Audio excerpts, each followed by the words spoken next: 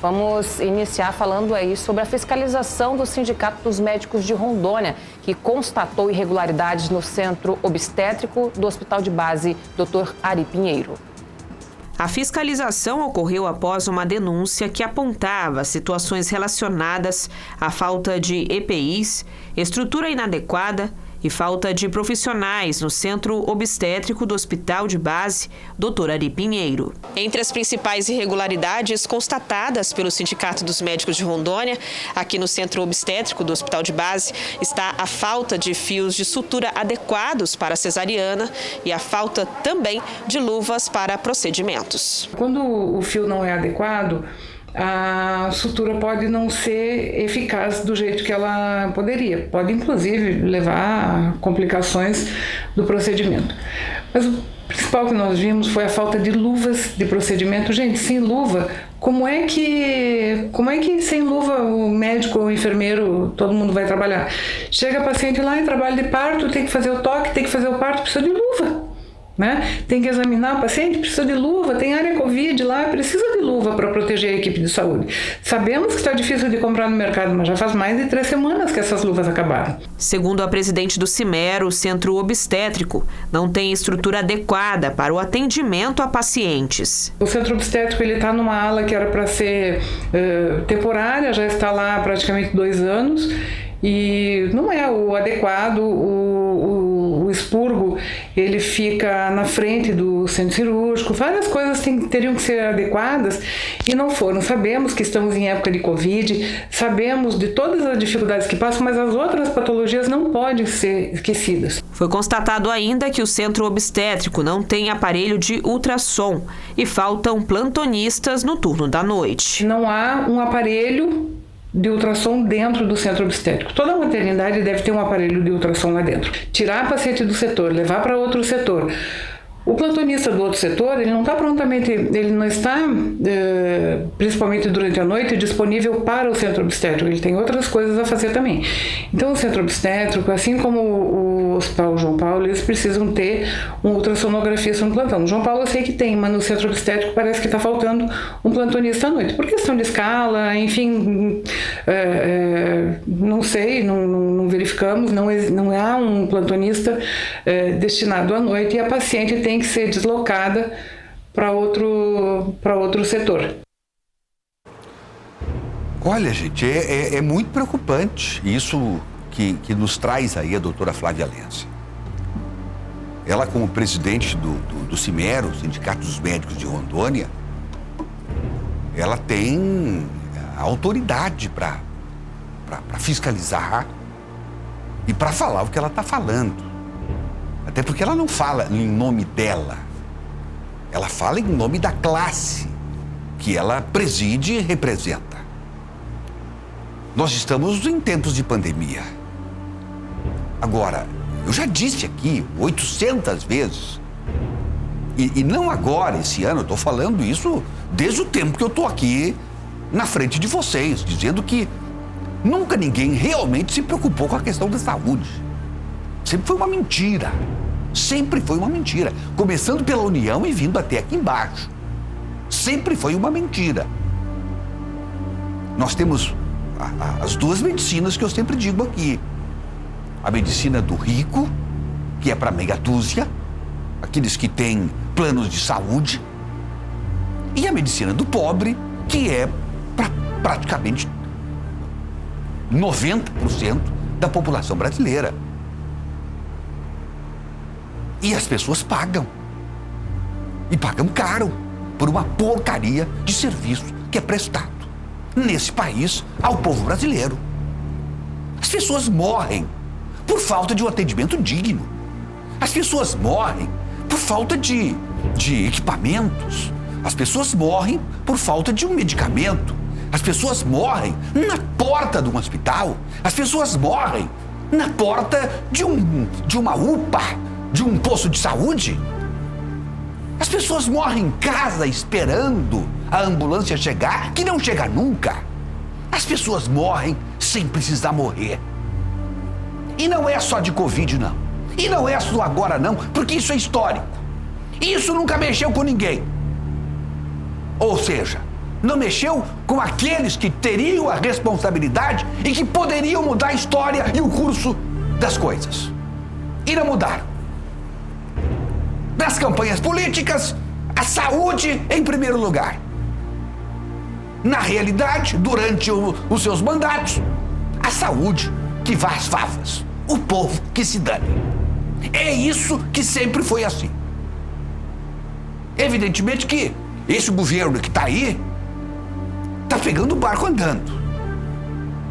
Mas, claro que tem as suas responsabilidades também. Não há nenhuma dúvida disso. Senão eu vou aqui cometer uma injustiça com os demais. Em 2 anos dá para fazer alguma coisa e mais. O que nós estamos vendo aí, como o depoimento da própria doutora Flávia, em que pese a gente achar, a Secretaria de Saúde achar que se preparou para enfrentar a pandemia,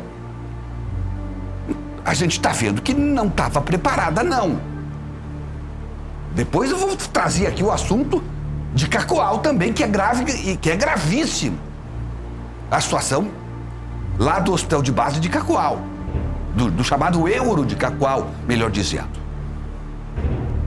E mais, é preciso melhorar a relação que hoje existe entre médicos e Secretaria de Saúde, entre enfermeiros e Secretaria de Saúde.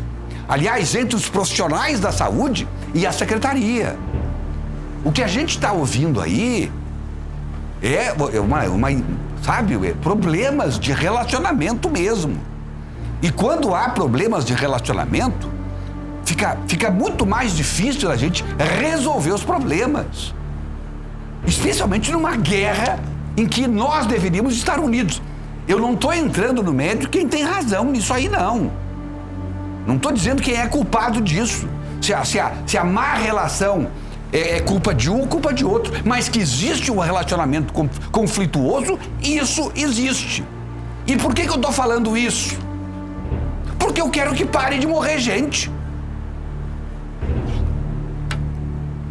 Eu recebi hoje uma denúncia de um problema envolvendo, e foi uma colega dele que me trouxe, não foi nem pessoas da família.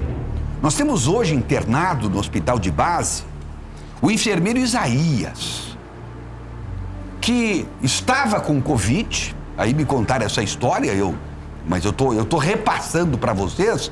Agora são coisas que eu ouvi hoje e que a doutora Flávia Lenzi acabou confirmando. Então, parte da história já bateu. Que esse Isaías, ele foi acometido pelo vírus, foi infectado. O irmão dele se infectou também, a família toda, e o irmão morreu.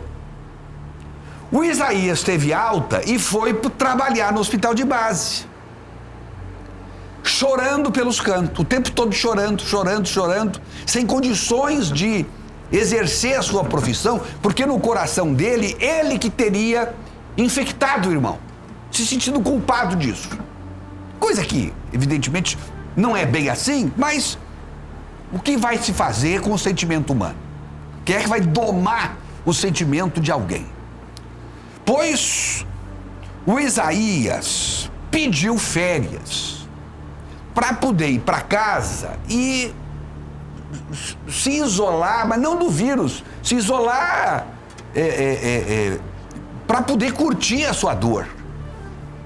E esse pedido de férias foi negado para ele, quando ele não tinha a menor condição de trabalhar.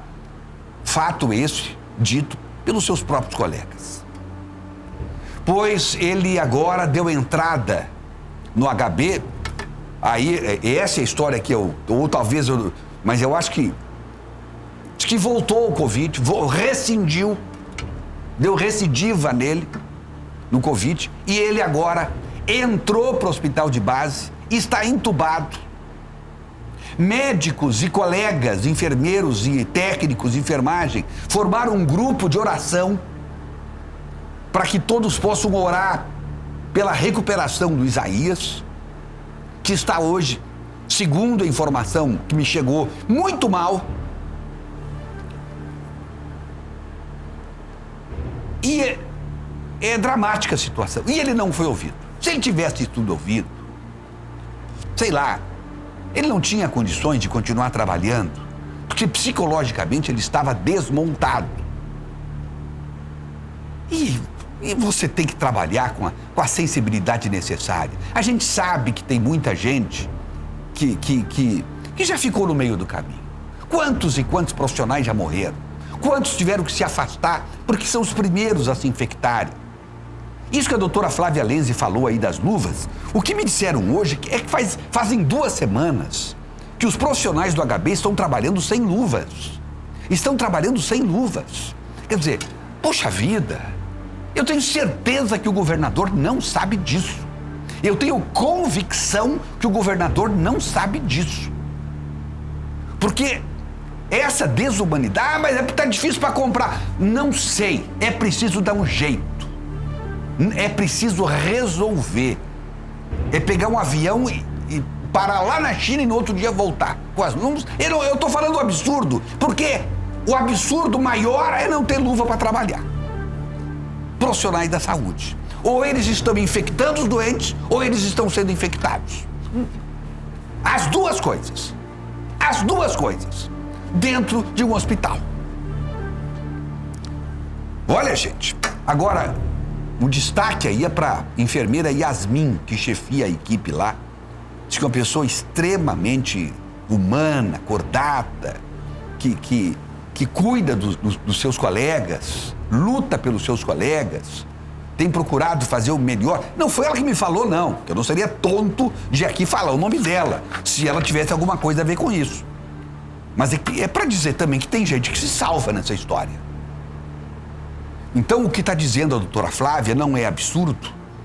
E eu estou trazendo aqui a história do Isaías e que Deus tenha pena da alma desse rapaz. Que ele possa se recuperar e que ele possa voltar a trabalhar rapidamente para ajudar a salvar vidas importantes. Detalhe também que me trouxeram, eu já ia esquecendo, essas cirurgias eletivas normais, lá no HB, eram acompanhadas por 9 profissionais. Hoje apenas 3 e às vezes até 2 apenas estão lá auxiliando nas cirurgias. Os médicos se ressentem disso. Os profissionais da saúde, quando chega o final do dia, estão transformados em lixos humanos de tanto desgaste emocional, porque, como eu disse, cirurgias que tinha 9 pessoas para cuidar de um paciente, numa cirurgia às vezes delicada, ou muitas vezes delicada, só tem 2 ou 3 hoje, porque está faltando gente. A gente até entende, mas até por isso é que é preciso tratar esses profissionais da saúde, médicos, enfermeiros, técnicos, anestesistas, radiologistas, enfim, todos. Pessoal da lavanderia, todos. De uma maneira muito especial, com muito carinho, porque é no carinho que eles vão dar o máximo de si. E sem carinho, sem luva, sem condições, sem gente suficiente, fica difícil. Os resultados acabam não acontecendo, não aparecendo. Uma lástima.